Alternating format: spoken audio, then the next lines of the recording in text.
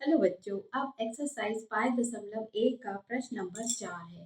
प्रश्न नंबर 4 ज़्यादा ऐसा नहीं है कि पेपर में आता ही है, पर है इम्पोर्टेंट।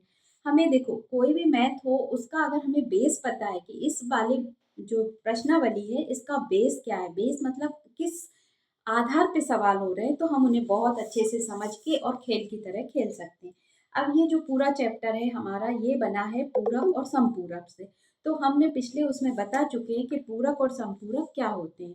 पूरक कोण वो होते हैं जो 90 के अंदर आएंगे, समपूरक वो होंगे जो 80 के साथ 180 के साथ आएंगे। तो देखो, इसी हिसाब से हम इस क्वेश्चन को समझेंगे।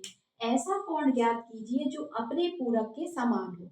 नंबर कोई नहीं दिया है, सिर्फ भाषा में लिखा है, तो हमने मान लिया। क्या मान लिया? माना कि अभिष्ट कोण x डिग्री है, क्योंकि यहाँ पे कोई कोण के नाम नहीं दिए तो हमें सिर्फ मानना है। हमें पता है x y z चर होते हैं जिन्हें हम कुछ भी मान सकते हैं। तो हमने यहाँ मान लिया कि माना कि अभिष्ट कोण x डिग्री है। ठीक, एक अभिष्ट माने पक्का माना हुआ है। दूसरा पूरक कोण x डिग्री है, क्योंकि उसने पूरक की बात करी। एक अभिष्ट कोण जो हमारा फिक्स है और पूरक कोण को x मान लिया।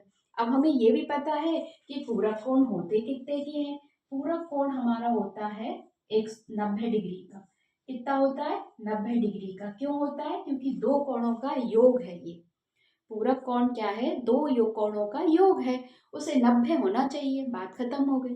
तो देखो, हमने मान लिया कि अभिष्ट कोण यानी कि जो कोण है यहाँ पे जो माना है ना, उसकी बात कर रहा है वो x डिग्री है। और पूरक कोण वो कह रहा है वो भी x डिग्री मान लिया, क्योंकि पूरक है, दोनों का योग चाहिए।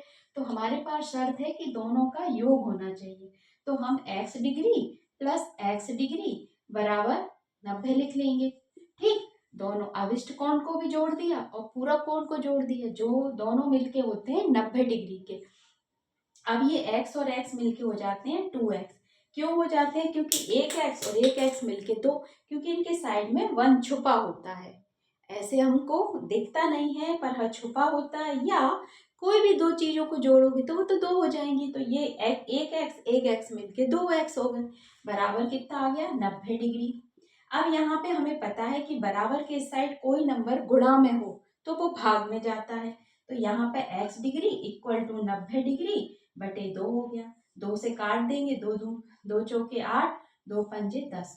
तो x डिग्री निकल के कितना आया? 45 डिग्री।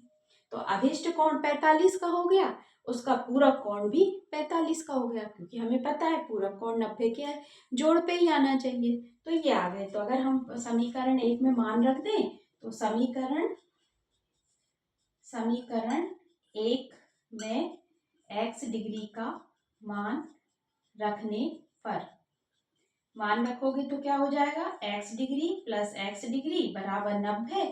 तो यहाँ पे आ गया 45 प्लस 45 बराबर 90। तो हमारा कोण निकल के क्या आया? 45। ऐसा कोण ज्ञात करिए जो अपने पूरक के समान हो। तो अपना पूरक कौन है? 45। तो उसके समान कौन आ गया? 45। ठीक, ये क्वेश्चन समझने के हैं, कभी कभार आ भी जाते हैं, ऐसा नहीं है। और इस टाइप के क्वेश्चन जो कंपटीशन एग्जाम जो आजकल चल रहे हैं उनमें आ जाता है। ठीक, अब इसी तरीके से हमने पहले एक उसमें वीडियो में बोला था कि न्यून कोण 90 से छोटा होता है और 90 से अधिक अधिक कोण हो जाता है और 180 से छोटा रह जाता है।